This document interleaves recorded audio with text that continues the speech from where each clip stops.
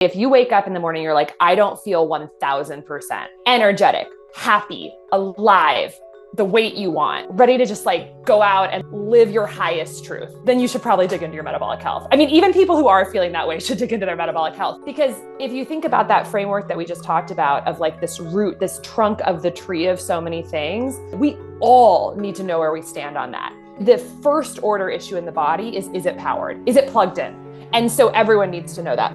Hello. I'm your host for today, Dr. Carrie Jones, and I am so honored to have on the Dr. Casey Means. She is a Stanford-trained physician who is also the chief medical officer and co-founder of Levels Health. Now, Levels is a metabolic insight company that uses a continuous glucose monitor, which I can't wait for you to hear about, because Dr. Means' mission in life is to help maximize human performance and potential through reversing chronic disease. Dr. Means goes into cellular metabolism. If you've been feeling like, your batteries are kind of running and low, everything just feels low, your fatigue, your brain fog, your digestion, your hormones, your hair growth, everything just feels sort of dialed down, this is the episode for you. Cellular metabolism is not about weight loss, which is what everybody just goes right to.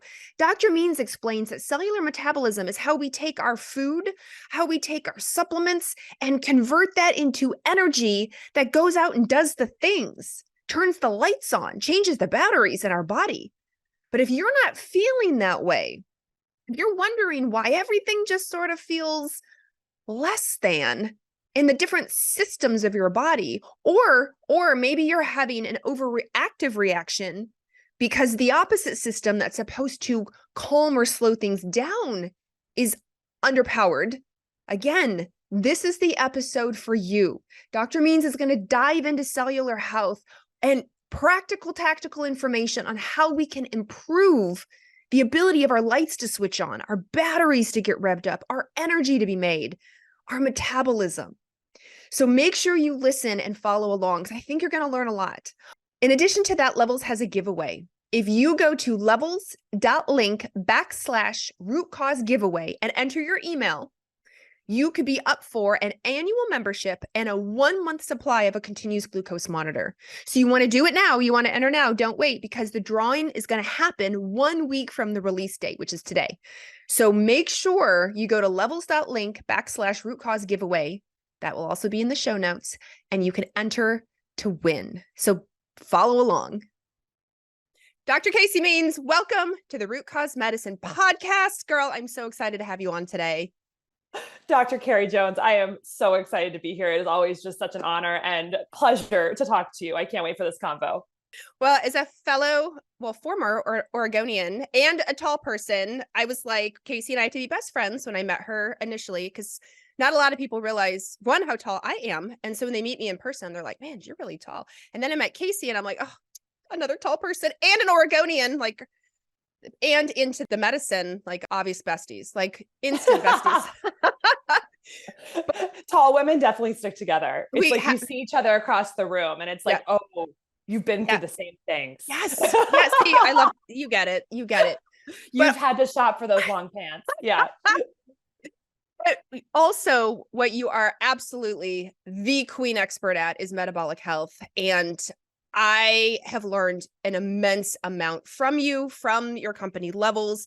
And that's what we're going to talk about today, because as we were saying off camera, and this is where I want women to lean in and listen, you may not understand the word metabolic health, but I am 46 in perimenopause. I have a continuous glucose monitor in my arm.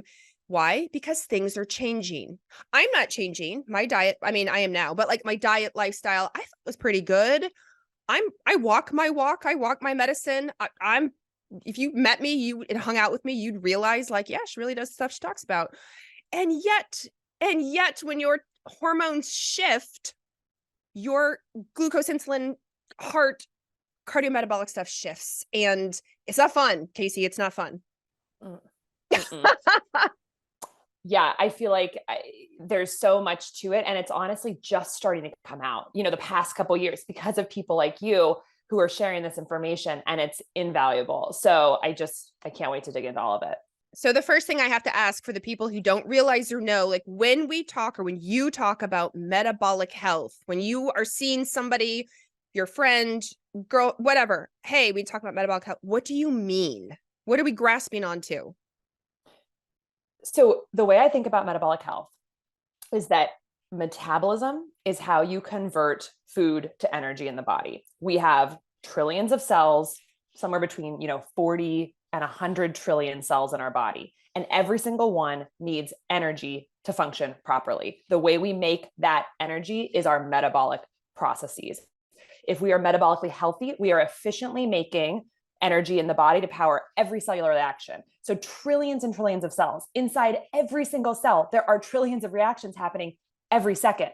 Every single one is powered by energy. And there's this special energy form that is called ATP, adenosine triphosphate, which I think of as like the coin that you have to put in the machine for every single chemical reaction to happen. And if that is not being produced properly or efficiently, that is metabolic dysfunction. And that will cause all sorts of problems in the body, because an underpowered body is a body that does not function properly. And then you get symptoms and disease. And so interestingly, in the past 100 years or so, as our world has become more modernized and industrialized and advanced, and one repercussion of a lot of the changes is that our diets and our lifestyles and our environmental exposures have changed drastically. And we're in this unique moment in history where almost every aspect of our diet, lifestyle, and environmental exposures are synergistically hurting the machinery inside the cells that make ATP. So it's like this perfect storm that's leading to essentially an epidemic of underpowered cells, underpowered bodies in the Western world. And this is a root cause of almost every chronic disease that is killing Americans today. We know that 9 of the 10 leading causes of death in the United States are fundamentally related to or directly rooted in metabolic dysfunction, a problem with how we power our cells because of the way that this machinery in our cells is being hurt by our environment. And the only one on that list that is not directly related to metabolism is deaths by accidents. Basically. I was like, is it accidents? It's accidents. Yeah. It's accidents. It's like Alzheimer's, dementia, cancer, type 2 diabetes, chronic liver disease, even chronic kidney disease, the heart disease, of course, the number one killer for men and women. These are all fundamentally directly related to metabolic dysfunction. And then as it pertains to women, across the entire woman's lifespan, what we're learning more and more is that at each stage, there are issues that we're facing, which are being very poorly managed by the mainstream medical establishment through our normal tools of like drugs or procedures that are actually super tied to metabolism. This is things like infertility and polycystic ovarian syndrome in the 20s to 30s to 40s, and then worse menopause symptoms as we get into perimenopause and menopause, weight gain, and the outpacing of women in terms of obesity as compared to men post-menopausally, when our estrogen declines and metabolic health immediately gets worse, then getting into older age where women outpace men on Alzheimer's dementia 2-to-1, which is now being called type 3 diabetes, deeply rooted in metabolic dysfunction in the brain. Women also outpace men on depression, which is if the recent book by Chris Palmer out of Harvard called Brain Energy, talking about the metabolic pathways that can lead to mental illness.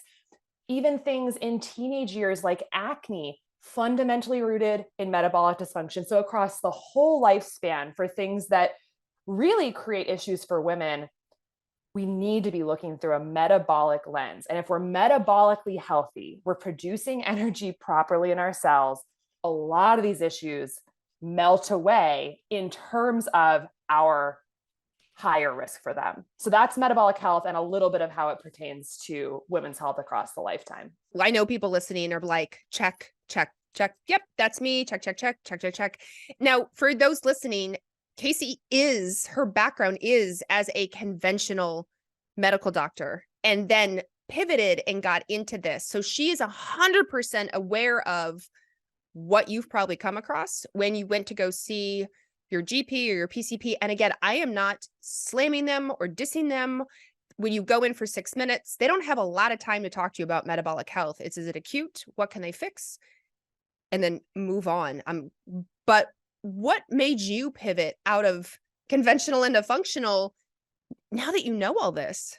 So I trained as an ear, nose, and throat, head and neck surgeon. So I did 4 years of medical school at Stanford, as mainstream and conventional as, you get, and then surgery for 5 years. And for me, it was a confluence of things. But one is that I've always been a bit more holistically minded. I've always been in awe of food. I actually studied nutrigenomics in college, and this is this concept of how food chemicals can change our gene expression. So, as an example, you eat turmeric, it has curcumin in it. Curcumin actually is a genetic regulator of the NF-kappa B genetic pathway, meaning it literally a chemical in food binds to our genome and changes expression of inflammatory pathways. I was like, whoa, I thought from high school biology that our genes were our destiny. Actually, what we're putting in our mouth is changing the expression, the folding, even the repair of mutations in this. So it's much different than I had thought. So I kind of came to medicine with that sort of like awe and inspiration about the power of food, the power of exposures.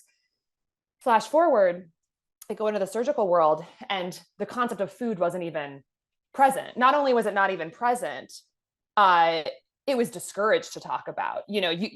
Medicine is about volume. It's about how many patients can you see and how much can you do to them, because fundamentally that's how you bill.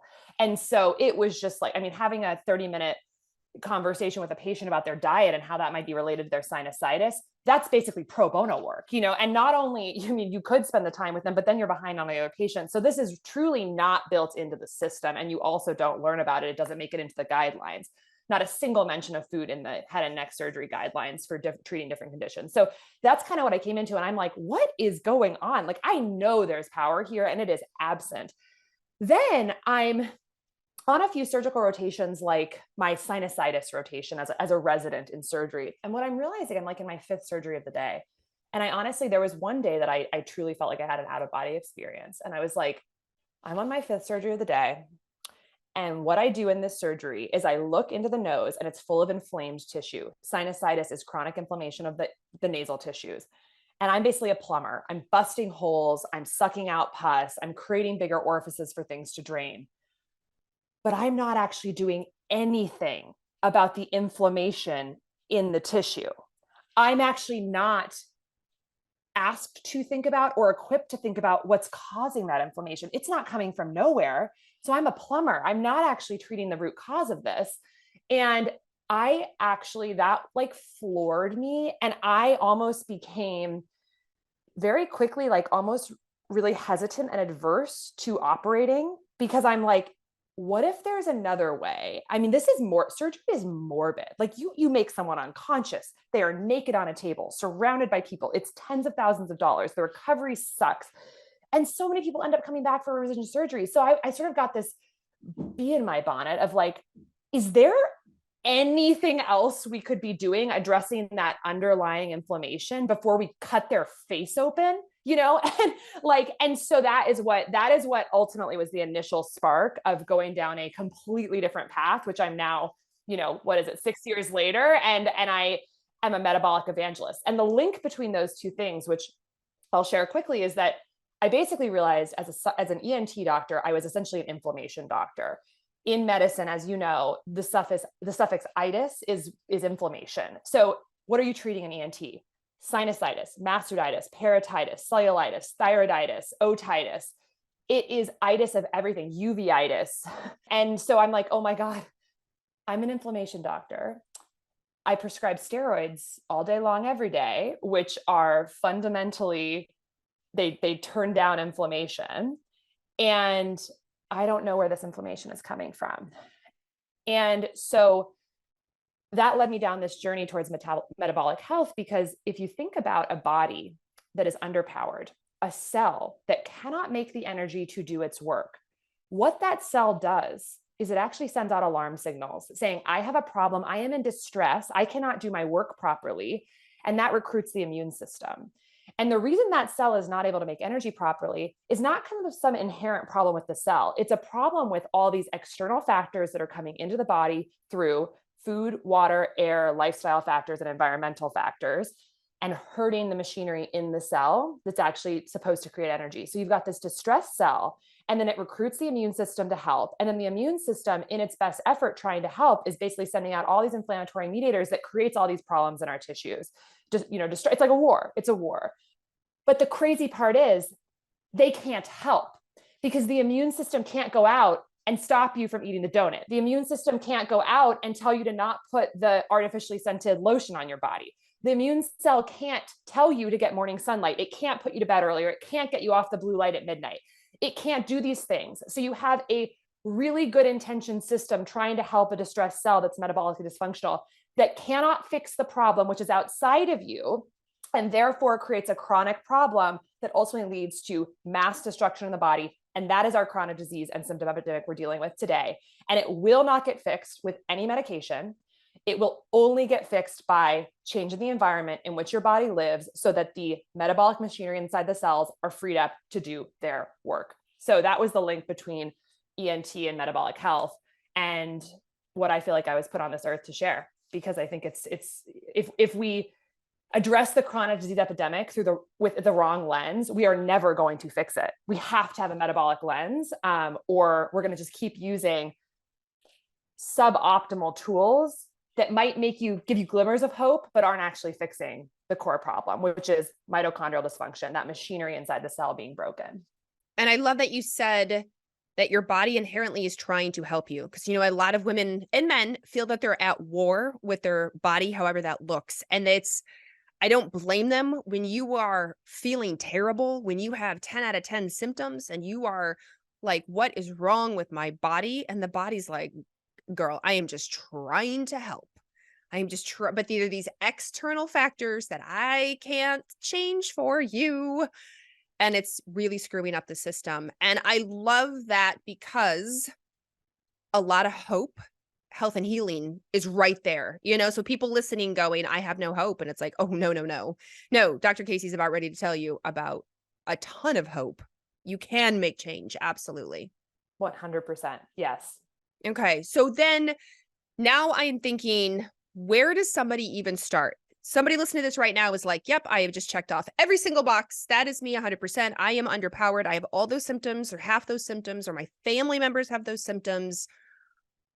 Where do I even start to know metabolically, besides symptoms, covered that, where I'm at? And please, everyone who's listening, know that what Casey's probably going to talk about is not like what you're going to find at your just general quick visit, like your quick blood work you get when it's, we'll do a CBC. I mean, a metabolic panel is great, but that's what we're talking about. But just your screener test when your doctor says, no, you're normal, you're all normal, yet you feel terrible. We are going to be more advanced than that today. We're going to be comprehensive. Yes.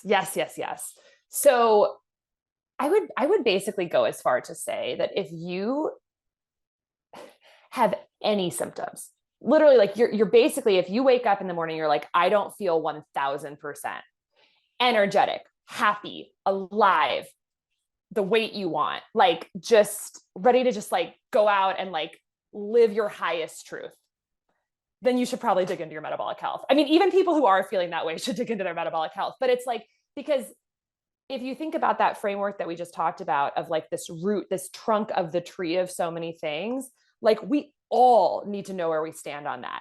The first order issue in the body is it powered? Is it plugged in? And so everyone needs to know that. But if you do have symptoms, fatigue, any of the things we talked about, really in any system of the body, this is an area to dig into. Maybe you'll find nothing. Maybe you'll find that your metabolic health is perfect, but at least you have gone down that path to understand whether underpowering is part of the problem. So that's just one thing I would say. There's really no one who this isn't relevant to. So then moving into what to do. So really the first step, I think, is lab testing. And fortunately, with most insurance plans, you get standard basic blood work. You can get it every year for free. And you can learn so much from your standard lab work that is basically free if you look at it through the right lens. We actually have a blog post on the Levels blog called The Ultimate Guide to Understanding Your Cholesterol and Metabolic Health Labs. Maybe we can link to it. It's one of the best pieces of content, I think, on the internet for just like you print it out and you sit with it with your lab results that you got from your doctor, basic labs, and learn how to interpret them to answer the question, how is my metabolic health? I want every American in the country or anyone internationally listening to be able to answer the question, where am I on the spectrum of metabolic health? So first test that can help you with that is fasting glucose. So this is just, I mean, it costs like $5 and it's just, you can do it with a finger prick or you can do it from a vein draw. But what would be considered non-diabetic is less than 100 milligrams per deciliter. That is too high of a number. You want your fasting glucose to probably be somewhere between 70 and 85 milligrams per deciliter. You want it on the lower end of normal. And so that would be like the 70 to 85 range. We know that as fasting glucose starts going up, even within the normal range, towards the pre-diabetic range, which is 100 to 125, people start to have more problems down the road with things like stroke, heart disease, future risk of type 2 diabetes. So keep it in the lower half of that range. That's number one. You very well may go into the doctor and have a fasting glucose of 99 or even in the low pre-diabetic range, and your doctor may say nothing. So look at your test yourself and don't just accept like things look fine. The second thing that you're going to see on a totally basic lab work is a cholesterol panel. So this is total cholesterol, LDL cholesterol, triglycerides, HDL cholesterol. You can get a lot of information from this. The two that I actually think are the most important within that is the triglycerides and the HDL cholesterol.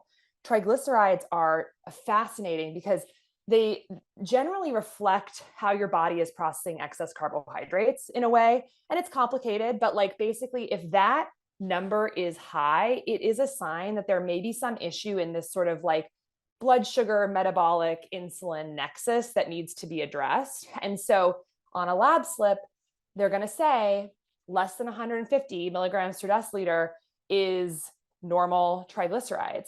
But the research really suggests that actually like less than 100, even less than 70 milligrams per deciliter, half of what the normal range is probably where you want to stand. I've been in the 40s for years, and that's not to brag. It's just that, I mean, I eat a lot of stuff, but I'm eating through a metabolic lens. And when you do that, it's actually not that hard to keep triglycerides down. And so if you're creeping above 100, it's really something to focus on. And not to jump to solutions like right now, but it's like cut the liquid sugar, the sodas, juice, refined carbohydrates, refined sugars, anything with high fructose corn syrup, and alcohol. Like those are the things that are going to all just overwhelm your body and make you basically become a factory of manufacturing triglycerides.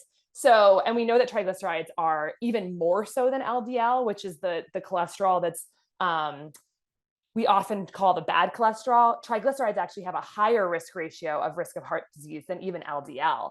And so we have sort of diminished their importance in the panel, in part because we don't have a good medication for triglycerides. We do have statins for LDL.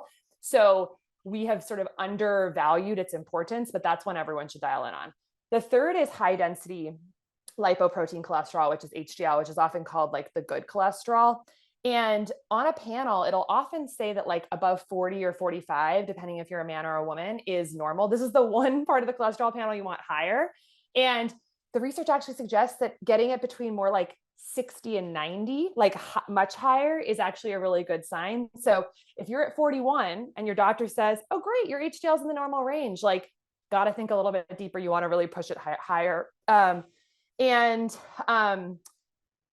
so that's an important one. So those are three. And then, LDL is definitely an important test. This is the bad cholesterol, but LDL is complicated, as we know, if you look at it just on its own, because there are multiple LDL particle types that live in the blood, which are all put together into that total LDL number. And some of those particle types we know, promote heart disease, and some actually don't.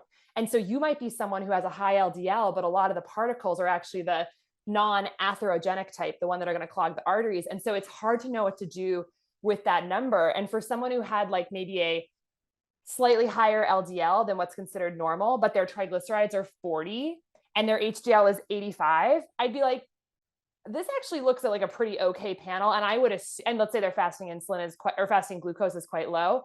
I would assume from that they probably have a higher ratio of that sort of like less problematic LDL type. You can test that with what's called advanced lipid testing and actually get the fractionated particles, but that test isn't accessible to everyone. If it is, go for it. If your doctor's up for getting you an advanced lipid NMR lipid panel, that's awesome. But I'm trying to stick to some of the tests that like everyone's gonna basically have access to. Um, the other couple of tests that I think can be really helpful to ask your doctor for that are not necessarily going to be ordered are fasting insulin. So this test is like $15. Like literally it's so cheap. And doctors will push back against ordering this because it's just not part of our standard guidelines.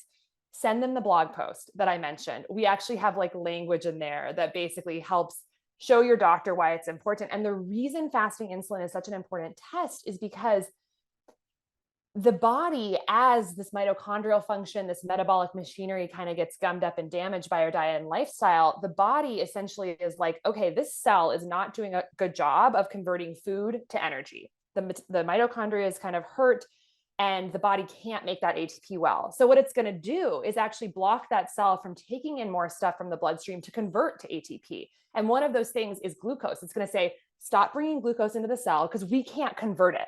Like we're a broken cell. And the way the body does that is it blocks the hormone insulin that lets glucose into the cell. It's really, again, it's the body trying to protect itself from being overwhelmed. And so the body is like, it becomes insulin resistant. It says, the cell says, I can't take that glucose in, so block the insulin signal at the receptor. And then the body's like, nope, we can't have all this glucose floating around the bloodstream. We got to get into the cells. So it produces more insulin to overcompensate for the block and try and drive the glucose into the cells. And then of course that happens. Glucose will get driven into the cell for a while, and of course then gets turned into triglycerides. But it's just sort of this compensatory thing that's happening as the body's basically, the cell is becoming broken. It's trying to protect itself.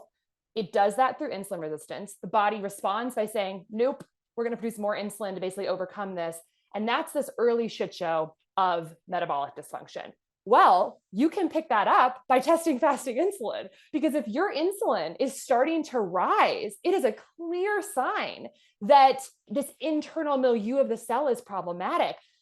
What's really interesting is that for maybe 10, 15 years before fasting glucose starts rising, insulin might be much, much, much, much higher, but your body is actually compensating and driving that insulin into the cell. So the blood glucose actually looks kind of normal. So I think this example is helpful. Let's say you and I, Carrie, had a fasting glucose of 80, and our doctor said to us, oh my God, you both are super metabolically healthy. You both have a fasting glucose of 80. That's amazing. Well, if I'm really becoming metabolically dysfunctional and insulin resistant, my insulin might be 20, which is very high, basically to keep my glucose at 80. And let's say you're super metabolically healthy, your fasting insulin might be 2. So your body's insulin is 2 and you keep your glucose at 80, and mine is 20 to keep it at 80. I am going to go on to probably develop the infertility, the type 2 diabetes, the bad hot flash symptoms, the Alzheimer's dementia, the depression, the fatigue, and you're not.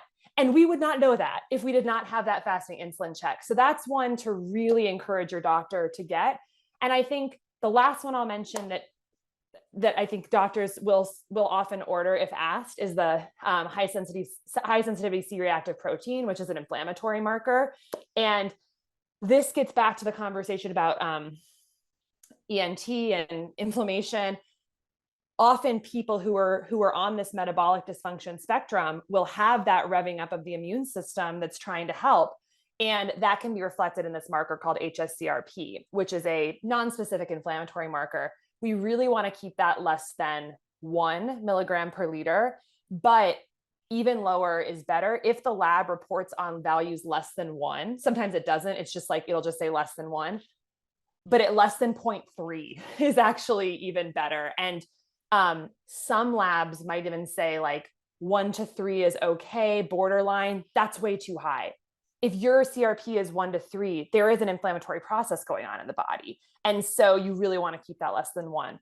So those tests together could be a great set to get like every year to just have that snapshot picture of where do I stand. There's other tests as well: hemoglobin A1C, ApoB, uric acid, a few others, but the ones that I suggested are ones that are cheap. Your doctor will probably order for you, and you can definitely interpret them on your own. And what for insulin, I want to go back to that one for a second, just because the range is ginormous. And but yet you and I want it really tight and really low. Will you explain that to people? Because people, I'm sure people right now have pulled out labs. They're looking at their insulin and they may see that the range is 25. You know, it's like 0 to 25. And they're like, cool, I'm 19 or I'm 24. Not so much. Yeah. This is where people really need to understand that there is a difference between standard ranges and optimal ranges.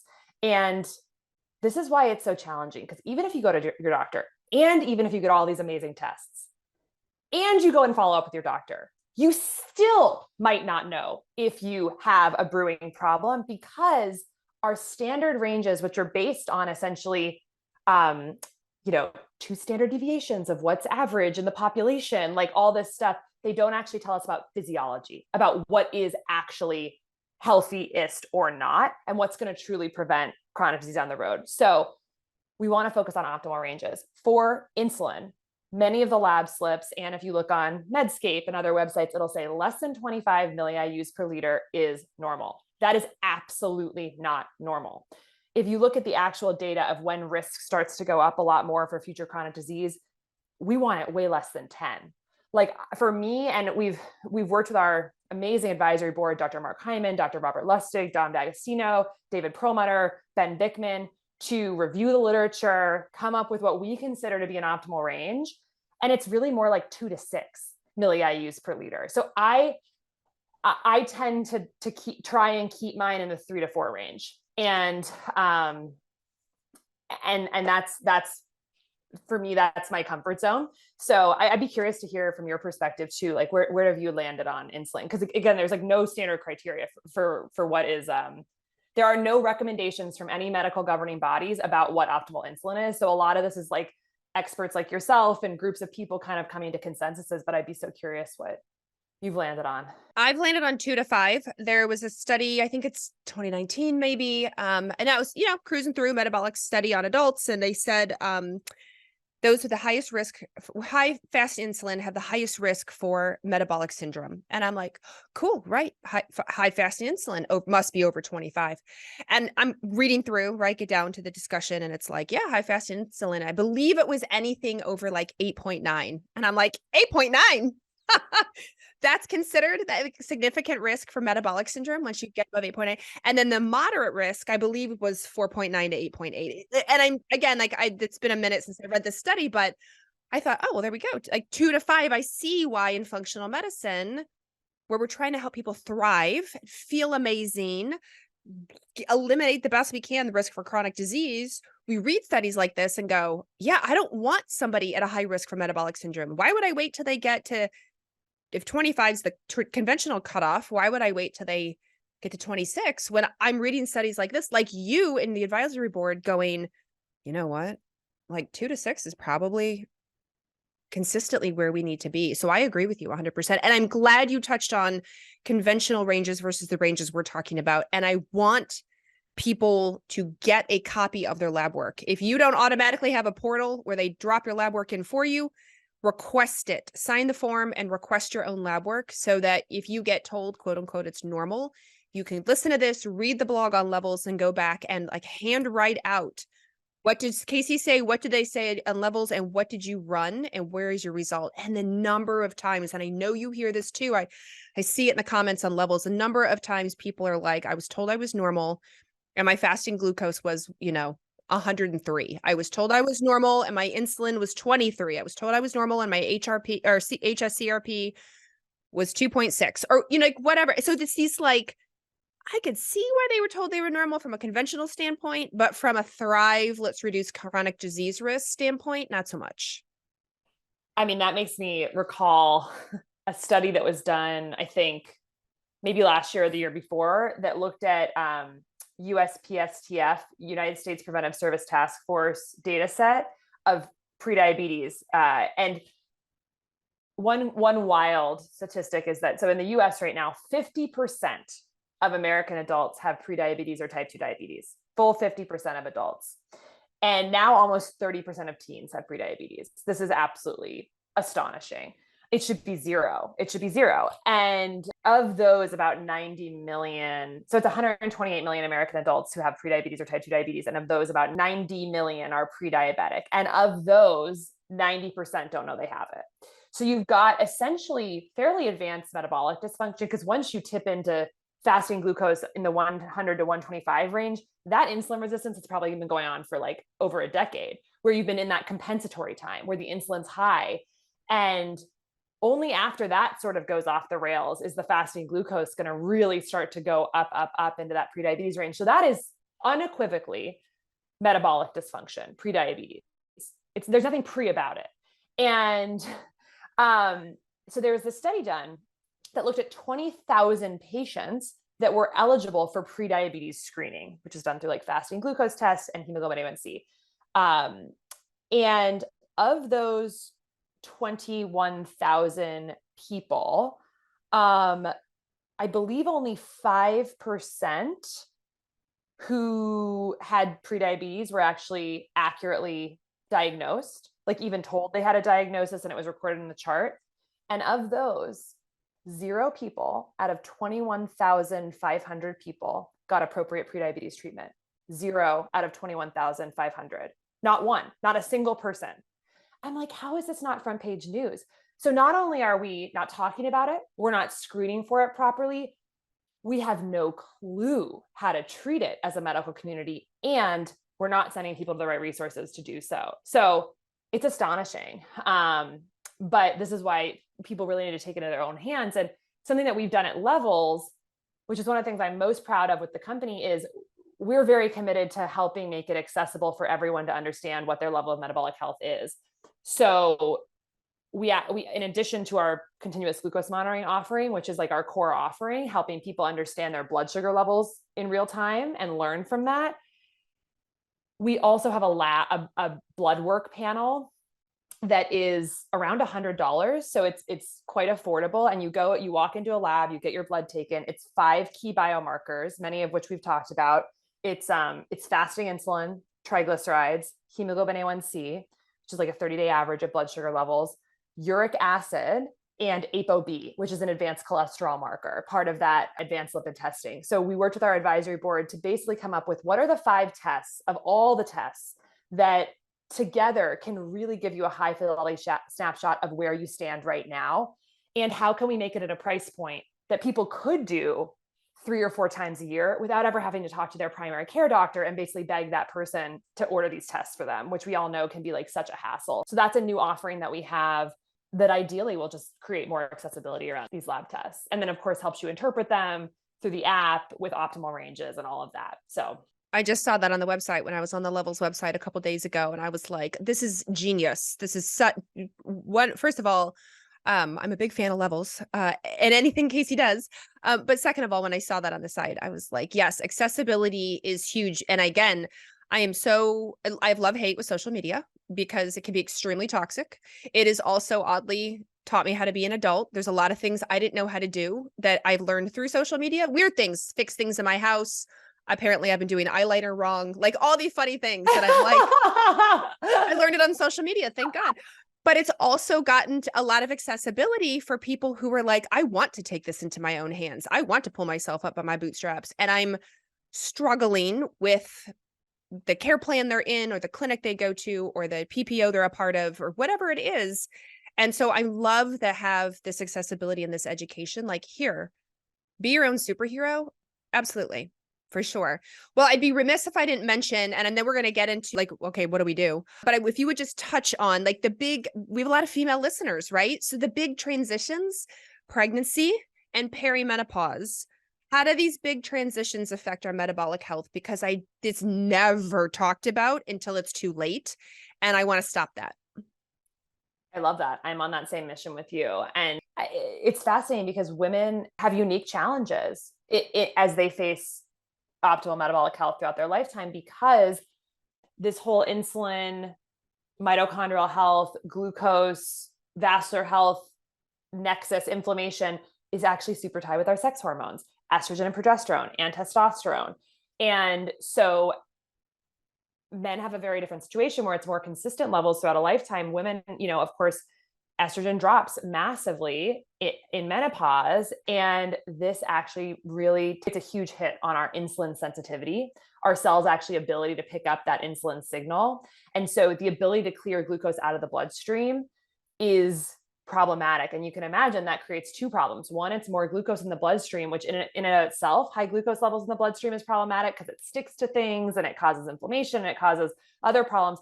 But also you're not getting enough of that glucose into the cells to then create energy. So you've got an underpowered body. And of course, for anyone postmenopausal listening, it's like the fatigue rates in postmenopausal women are so high, of course, because, if we're not getting on top of this metabolic health picture before and during and after menopause, we'll slip into problems.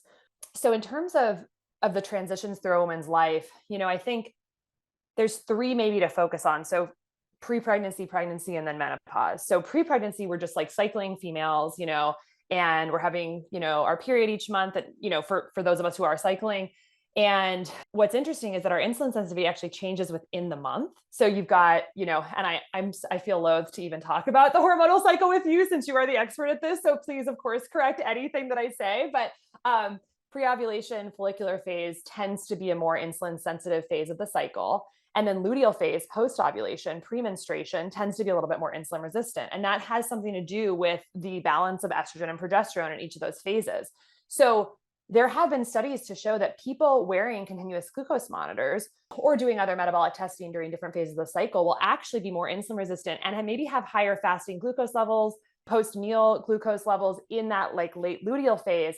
So that's something to keep in mind because we want to keep glucose in a reasonably stable range. We feel better when glucose is more of these like gentle ups and downs rather than the huge spikes and valleys. With those huge spikes and valleys after meals, we get post-meal fatigue, we have more anxiety, we have more cravings. And so it's a total superpower to figure out how to stabilize that during the day. And it's going to be harder during the luteal phase, which is also ironic because that's when we have more cravings and we like want more carbs. So I think a lot about that though, because I don't want to add fuel to the fire of emotional ability and stuff during that phase. So I tend to go a little more keto, not full keto. I mean, more of I watch my complex carbs a little bit more in the luteal phase. I actually stop eating maybe a little bit later I stop eating earlier in the evening so that I'm not eating calories later at night, which is often when we actually see bigger glucose spikes. I will do more post-meal walks, gentle walks to clear the sugar out of the bloodstream.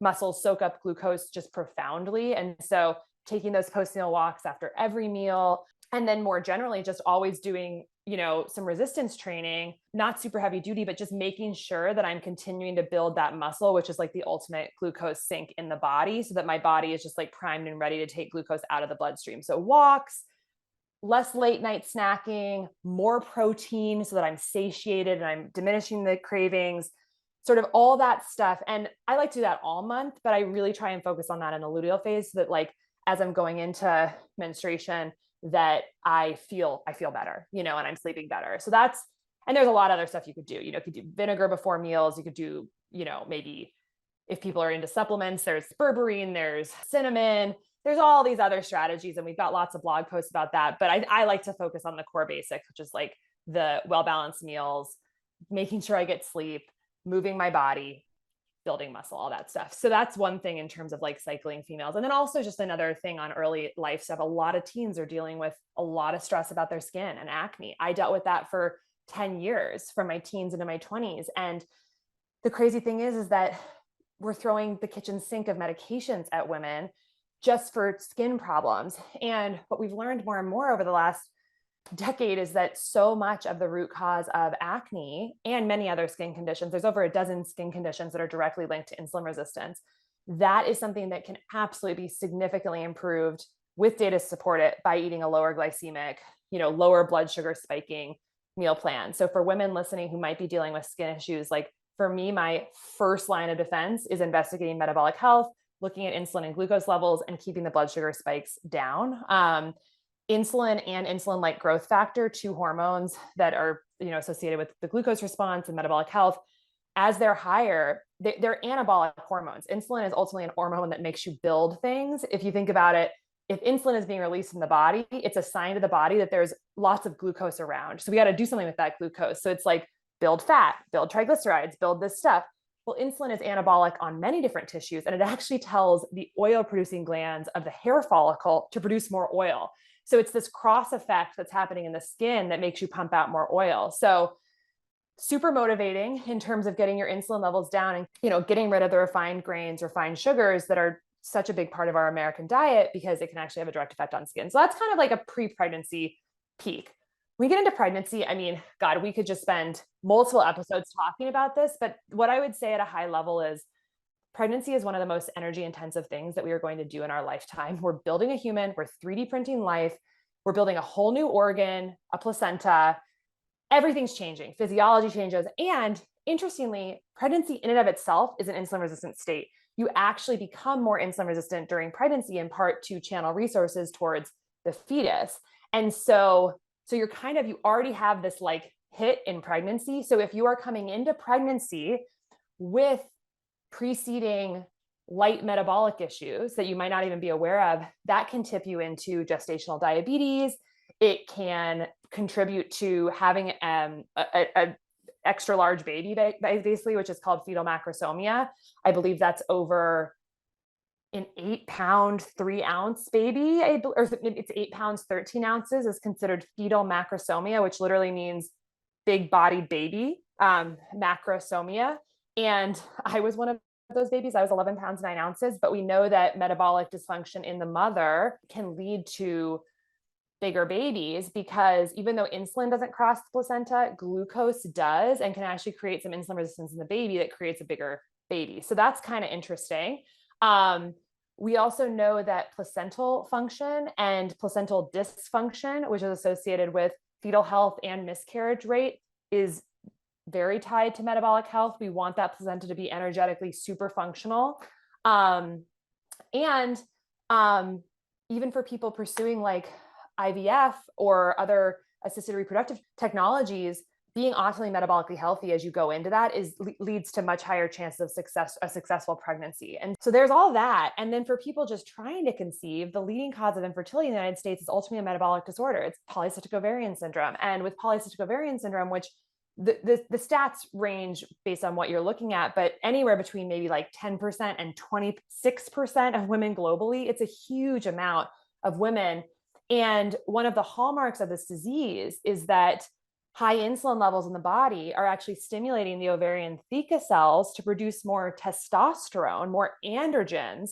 And so you're actually like having a metabolic hormone telling the ovaries to produce more of a, quote unquote, male hormone, which then perturbs the delicate balance of estrogen, progesterone, testosterone, leads to potentially cycle abnormalities, ovulation abnormalities, et cetera, in addition to all the other symptoms of PCOS that can be really unpleasant, like weight gain. And the majority of women who have PCOS by the time they're 40 will have type 2 diabetes. Like these are very, very linked. And it's not, PCOS is an interesting one from a like what causes it standpoint, because it is known that there's a lot of genetic links that are like leading to this insulin resistance. So it's kind of like being dealt a really rough card. But we also know from the research that lifestyle and dietary techniques, even if it is, let's say it's fully genetic, there's nothing that anyone could have done to make this happen or not happen. Research suggests that dietary and lifestyle strategies are powerful enough to reverse the condition in many women. And there's some studies actually showing that in 12 weeks of essentially like a low glycemic, whole foods, polyphenol, plant-rich diet with high quality, small amounts of animal protein, but like unlimited quantities of like leafy greens and low glycemic vegetables, plus a polyphenol, like basically plant chemical supplement, was enough to like to reverse a lot of the hormonal abnormalities in PCOS, just 12 weeks. And people on average in that study lost 22 pounds.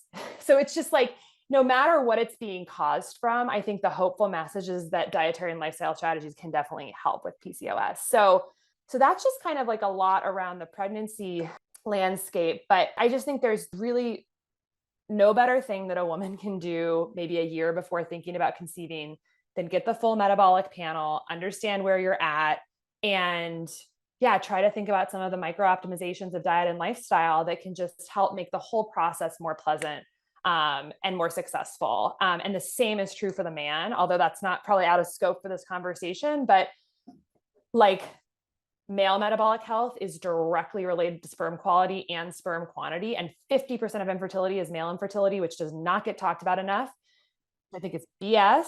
And men need to be focusing on super dialing their metabolic health and losing their belly fat, to have the best chances of success for highest quality and quantity sperm. So that's just the reality. There's a study out of Harvard where men who are dealing with obesity have an 80% higher chance than normal weight men of having zero sperm in their semen, literally zero sperm. And if they're overweight, it's, I believe, a 42% decreased chance. So it's like a straight line of like normal weight, more likely to have strong sperm, lot of them.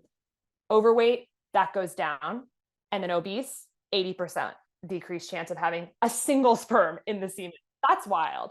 So that's pregnancy. So I'll pause there. We can talk more about menopause, but like, it astounds me. I mean, I think about this constantly because I didn't learn one iota of this in medical school. And I am 35. All my friends are either getting pregnant, just had kids. There's so much talk about the struggles around this, miscarriages, infertility.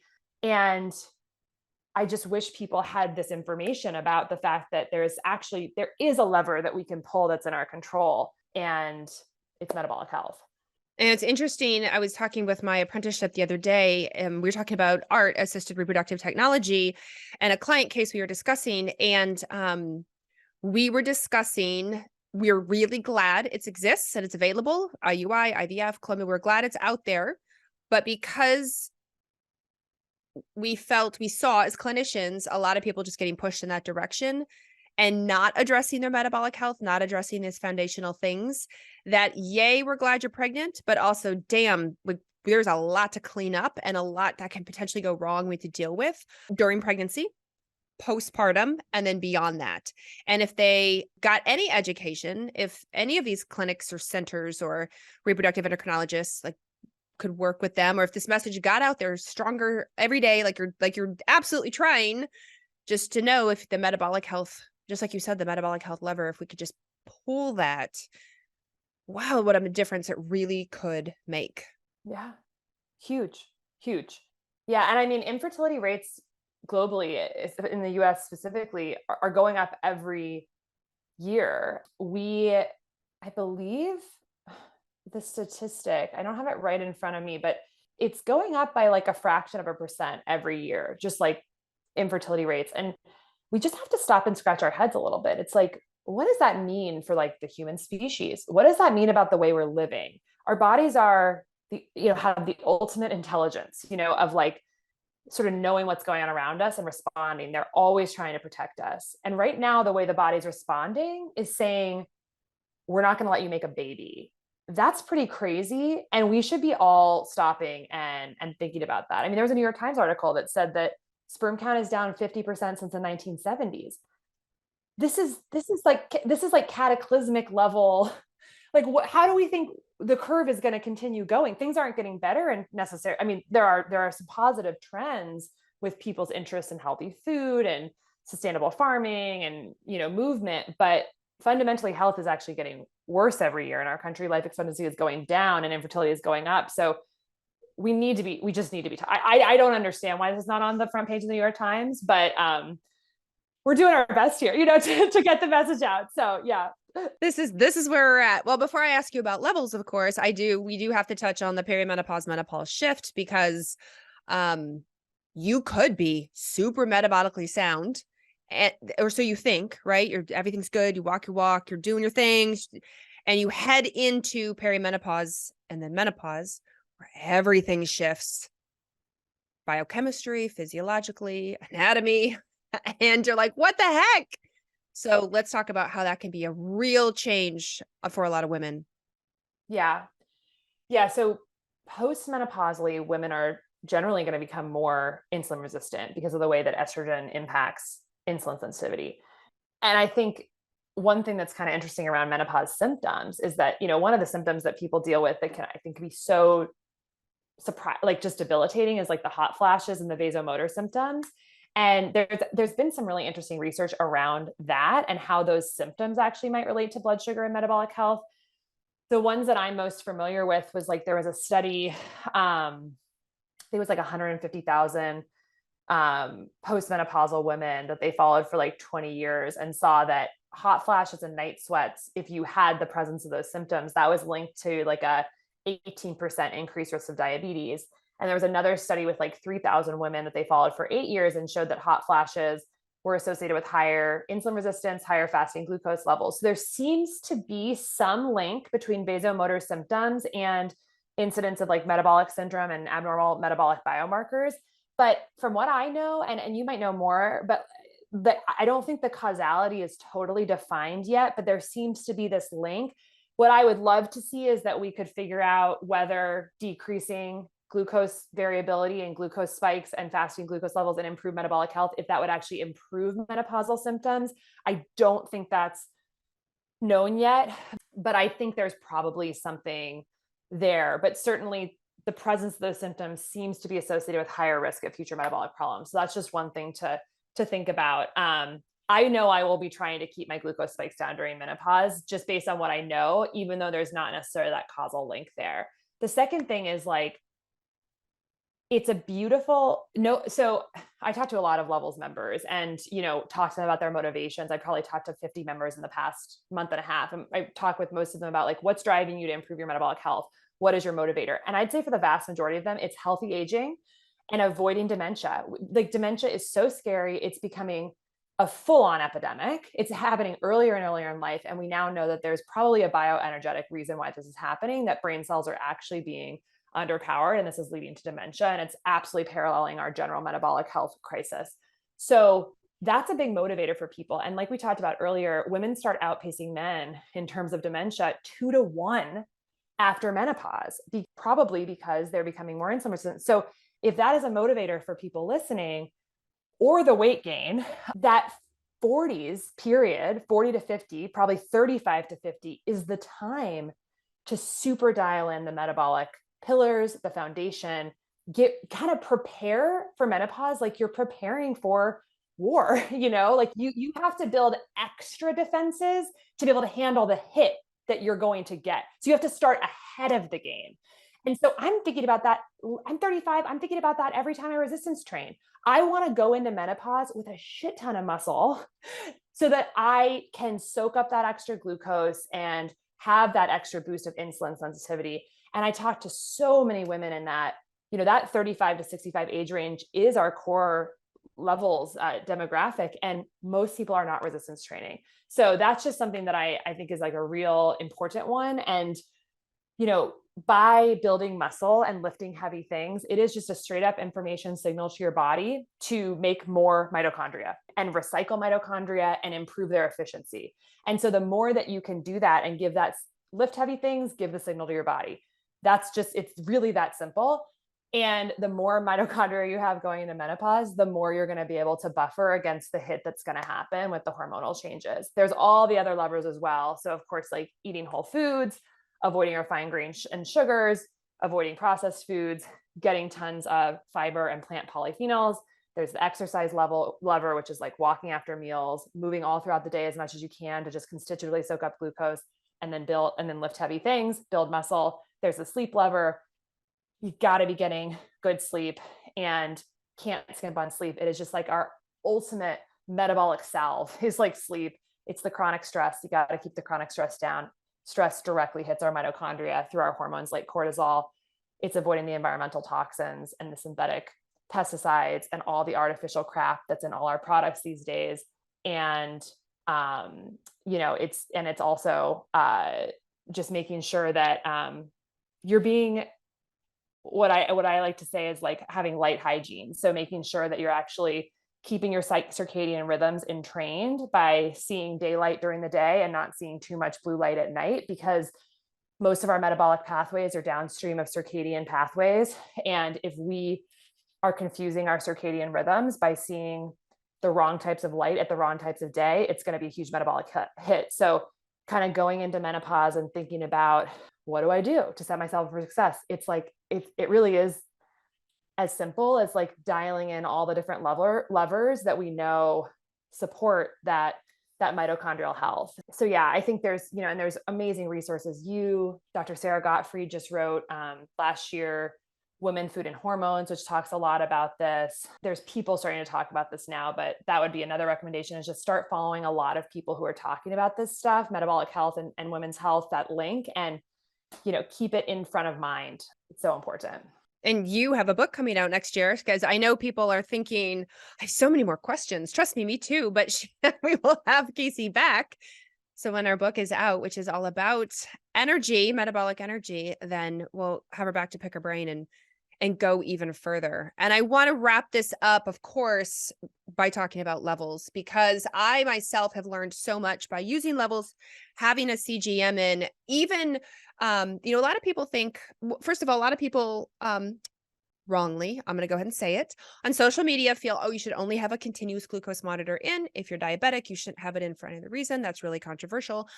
I have found that not only food intake, of course, impacts glucose, and I can see it real time, but sleep. Let's say I don't sleep that well. I can see what it does to my glucose the next day, or I can see when I'm stressed out, how it affects me in the moment with my blood sugar. So will you give us a rundown on levels and continuous glucose monitors and how we can use it for our food choices, but everything beyond? Absolutely.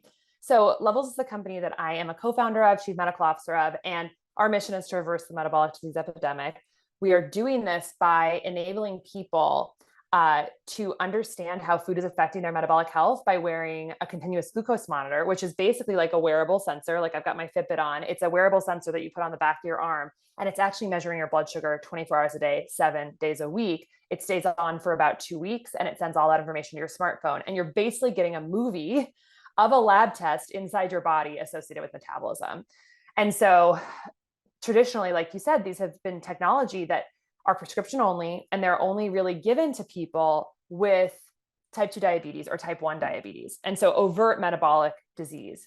And what we came to this conversation with is like, type 2 diabetes is largely a preventable disease. So if we can give people this information to learn how food and lifestyle activities are affecting blood sugar earlier in life, before they've reached that clinical threshold, could we potentially avoid some of these chronic diseases down the road? And so that's kind of the premise. And that is still unclear based on the research, whether non-diabetic people, like preclinical populations using this technology, are going to be able to prevent disease down the road. But what we do know is that people can learn a monumental amount about food and lifestyle by looking at this data stream and having this closed loop biofeedback. We've never really been able to see, like, okay, this lunch that I'm eating, like, what is it doing to my body right now? This particular food, what is it doing to my body right now? Everything's kind of based on hunch and, more generalized information about how it affects populations. But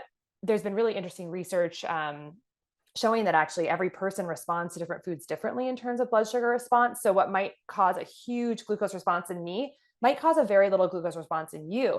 That's due to several factors: our level of insulin sensitivity, our microbiome, how much sleep we got the night before. But knowing that having more stable blood sugar levels is not only going to make you feel better today with those cravings, anxiety, fatigue, et cetera, but also help in terms of avoiding chronic diseases down the road. It's just an amazing, amazing data stream. And so there was a study that was published in Cell, premier medical journal, from 2015 out of the Weizmann Institute in Israel, that was called Personalized Nutrition by Prediction of Glycemic Responses. And so they took like 800 healthy non-diabetic people, they put continuous glucose monitors on them, and they gave them all standardized meals.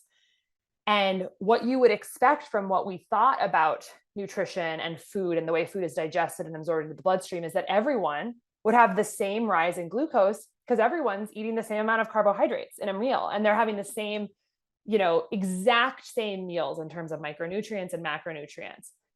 They found the opposite of that. People had all across the spectrum, and some people who would like have a huge glucose spike to a banana and no spike to the standardized cookie. Another person would have a huge spike to the cookie and no response to the banana.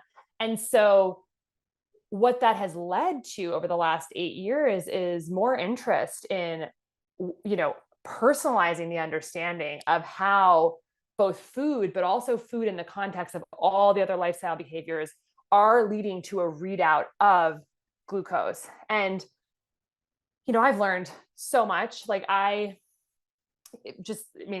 lots of things, like, for instance, like within a category of food, like fruit, like I believe whole foods are good, like unprocessed whole foods from good soil, like the body knows what to do with them.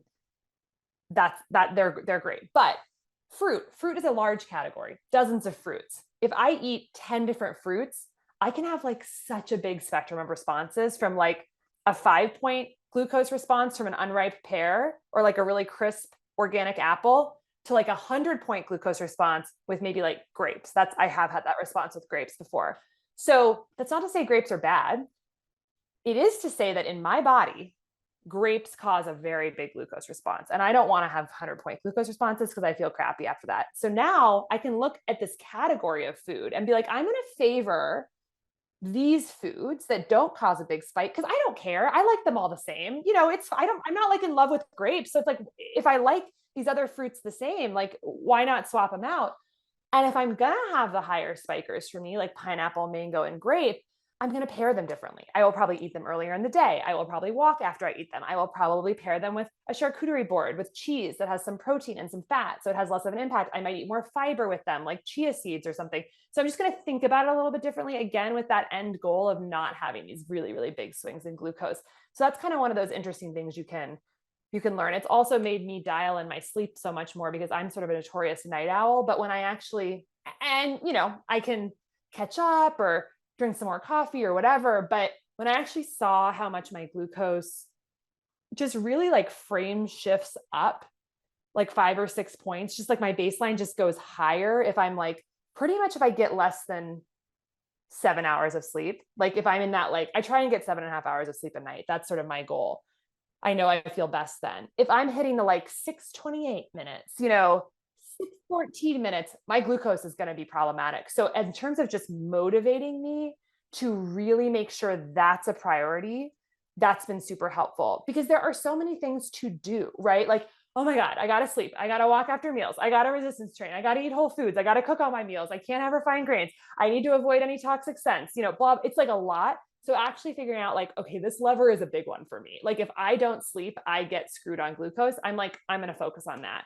So it's helping to prioritize. So that's what Levels shows you through the continuous glucose monitoring. And then we have a bunch of other offerings, like the labs we talked about. So with your Levels membership, you get access to these sensors. It's a physician consultation. The sensors are shipped from a pharmacy to your house. We have an app that creates all these insights for people. We also have an offering, which is this $100 lab testing, so that you can, as frequently as you want, understand more of that like snapshot of where you stand. So it's a mix of biofeedback to kind of make progress, and then these single time point measurements to kind of have these benchmarks. So, and our hope is to just create a much more empowered population that thinks about food and lifestyle in a much more personalized and nuanced way, and feels empowered to avoid these conditions that are becoming inevitabilities for so many Americans today, if you just follow the standard treadmill of Western life. Yeah, absolutely. Oh my gosh. And I'm so glad for that access too. And for everyone listening, we will have a link in the show notes if you are interested, of course. And I highly recommend it. It's not an affiliate link. I don't make any money off of it. I am just a big fan of Levels and want people to have this accessibility. It will be in the show notes. You can click on it, have your consult, get your continuous glucose monitor. And even if you do it once or a month, for example, if you're a cycling female, it is really nice to know your follicular phase versus your luteal phase and how it's affected. Do it for a couple months, do it all the time, depending on your health goals and your health journey. I support you in all of that. So Casey, where can people find you? Where can they learn more from you? This has been fantastic. The best place to find out more about anything that you've enjoyed from this conversation is levelshealth.com. We have an amazing blog filled with pure, research breakdowns, practical tips, food tips at levelshealth.com/blog. We're on Instagram and Twitter at Levels, and just tons of educational information there as well. I'm personally at Dr. Casey's Kitchen, Dr. Casey's Kitchen on Instagram and Twitter. And Yeah, those are the main places to find me. So thank you. And then next year, her book is coming out, but we will have her back so we can talk all about that and break that down. So we will link everything she just said, the socials, the website down in the show notes. So once again, Dr. Casey Means, thank you so much for coming on the Root Cause Medicine podcast. This has obviously been a super passionate health crisis that's going on, and you are helping to pave the way, quite literally, in solving the problems and getting the resources out there and showing people hope and actionable, practical, tactical, and actionable items that they can take to not feel this way. Because you know, a ton of people feel this way. So thank you so much for coming on today. Thank you so much for all you do, Dr. Carey. I am such a huge admirer of your work, and I'm so grateful for this conversation. Thank you.